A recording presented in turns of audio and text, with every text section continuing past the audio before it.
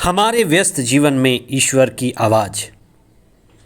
पहाड़ों में रहने वाले लोग झुकना जानते हैं और जो जीवन में झुकना सीख लेता है वह जीवन में उठना सीख लेता है, क्योंकि जीवन में झुकना ही जीवन में उठने का मूल है। पेड़ पौधों के जड़ होते हैं, वही उनका मूल है और पेड़ पौधे जड़ में मूल में मजबूत होते हैं और ऊपर से झुकते हैं। धर्म का मूल क्या है? धर्म का मूल स्रोत क्या है? धर्म शास्त्र हमें झुकना सिखाता है। धर्म शास्त्र हमें बताता है कि धर्म का उद्देश्य व्यक्ति को मुक्ति का मार्ग दिखाना है, जो विनम्रता से शुरू होती है। व्यक्ति धर्म के द्वारा मुक्ति का कार्य शुरू करता है और आगे बढ़ता है। मुक्ति दिलाना ही धर्म का परम उद्देश्य है, जो झुकने से शुरू होता है। इसलिए जीवन में झुकना पहली सीढ़ी है, पहला कदम है। 40 का पहला सप्ताह 7 मार्च 2023 मंगलवार। पहला पाठ नबी ईसायास का ग्रंथ अध्याय 1 पद संख्या 10 तथा 16 से 20 तक। संत मत्ती का सुसमाचार अध्याय 23 पद संख्याएं 1 से 12 तक। आज का सुसमाचार मनुष्य के अंदर की जो कामना है, वासना है, तृष्णा है, उसकी बात करता है। मनुष्य का इस दुनिया में होने का उद्देश्य मामूली नहीं है, लेकिन ऊंची चेतना में उठने के लिए है। इसीलिए मनुष्य एक बड़ा अशांत जीव मालूम पड़ता है। मनुष्य के जैसा अशांत जीव और कोई भी मालूम नहीं पड़ता। मनुष्य के अंदर बड़े होने की, नाम कमाने की बड़ी भूख है और यही उसे अशांत करता है। मनुष्य एक लंबी जिंदगी जीना चाहता है, लंबे समय तक जीवित रहना चाहता है। इसीलिए वो भविष्य के बारे में सोच करके अशांत रहता है और खुद के लिए जगह, समय और परिस्थिति तैयार करता है। मनुष्य के अंदर प्यार पाने की बड़ी भूख है और ये प्यार उसको इस संसार में मिलता नहीं, इसलिए वो बड़ा अशांत रहता है। बड़े होने की कामना, लंबे जीवन की जिजीविषा और प्रेम में भरने की तड़प, यही मनुष्य के लिए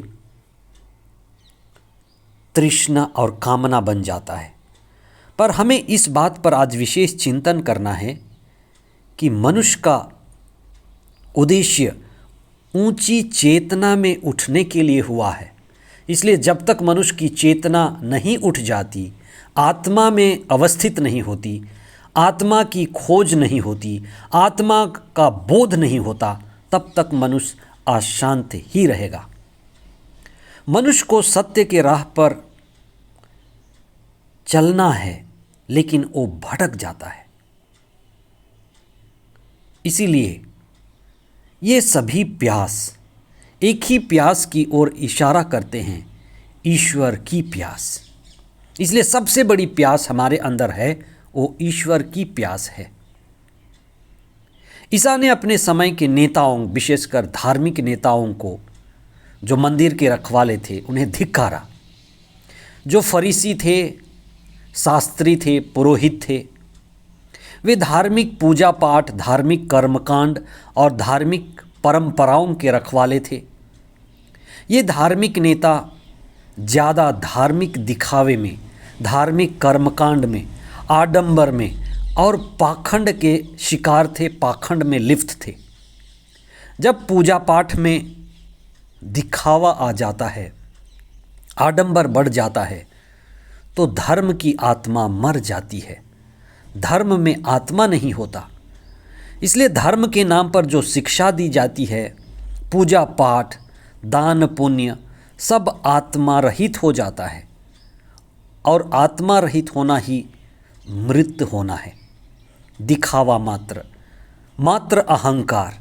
इसीलिए ईसा ने लोगों को जगाया। ईसा ने आम जनता को जगाते हुए कहा कि तुम लोग जागो, सजग हो जाओ। जो तुम्हारे धार्मिक नेता कर रहे हैं वे बेहोश हैं, उनका अनुकरण मत करो।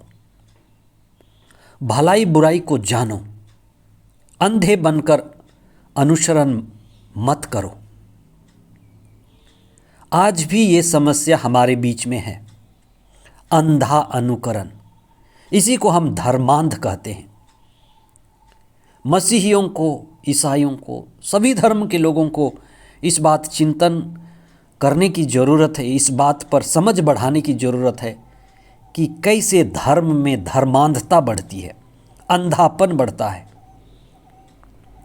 अंधविश्वास, पाखंड, धर्म के नाम पर दिखावा।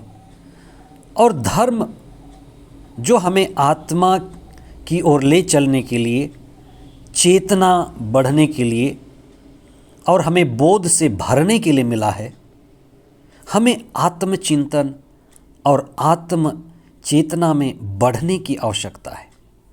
इसीलिए ईसा ने जो मार्ग बताया वह विनम्रता का मार्ग है। जो पहला होना चाहता है वह सेवक बने, जो आगे होना चाहता है वह पहले सेवा करे, दास बने। ईसा ने किसी को निराश नहीं किया, हतोत्साहित नहीं किया कि तुम आगे मत बढ़ो।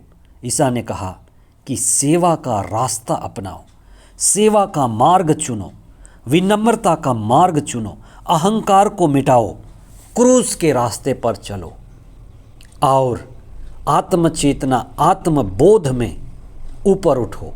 हम यही प्रार्थना करें कि हम झुकना सीखें, विनम्रता के साथ अहंकार को मिटाना सीखें और आत्मबोध, आत्मचेतना में उठना सीखें।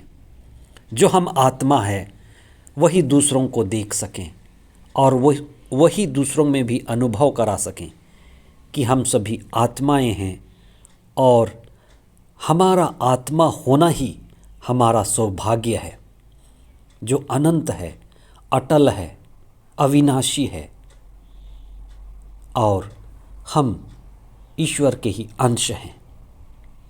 आमीन।